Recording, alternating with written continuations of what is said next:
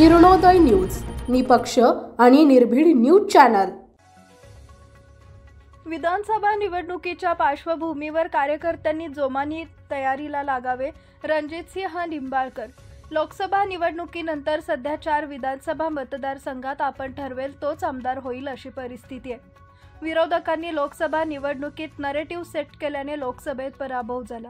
कार्यकर्त्यांनी तळागाळातील लोकांपर्यंत पोहोचण्यासाठी काम करावे। आगामी विधानसभा निवडणुकीच्या पार्श्वभूमीवर पदाधिकारी व कार्यकर्त्यांनी भाजपचे संघटन वाढवण्यासाठी जोमाने तयारीला लागावे असे आवाहन माजी खासदार रणजितसिंह निंबाळकर यांनी व्यक्त केले। सोलापूर जिल्हा पश्चिम जिल्ह्यातील भाजप पदाधिकाऱ्यांची बैठक आयोजित केली होती।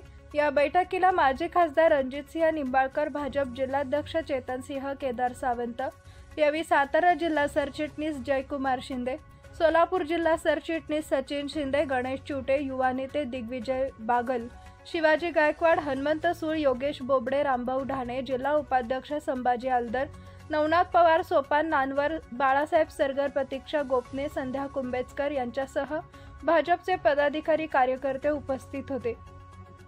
सोलापूर ग्रामीण पश्चिम मंडलात 14 अध्यक्षांची नियुक्ती करण्यात येणार आहे। त्या अनुषंगाने सोमवार 16 सप्टेंबर रोजी हॉटेल ज्योतिर्लिंग, वाडेगाव नाका, सांगोला या ठिकाणी माजी खासदार रणजितसिंह निंबाळकर आणि भाजपचे जिल्हाध्यक्ष चेतनसिंह केदार सावंत यांच्या उपस्थितीत नूतन मंडल अध्यक्षांची नियुक्ती करण्यासाठी मुलाखती घेण्यात आल्या।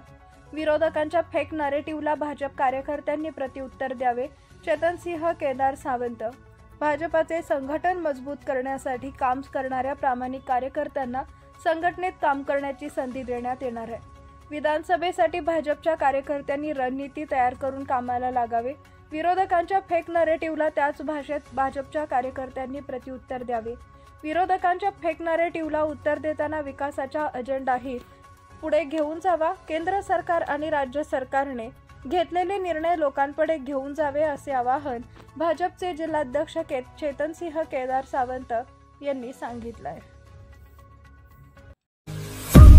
आपल्या परिसरातील ताज्या बातम्या पाहण्यासाठी किरणोदय न्यूज चॅनलला YouTube वर सबस्क्राइब करा आणि बेल आयकॉन प्रेस करा।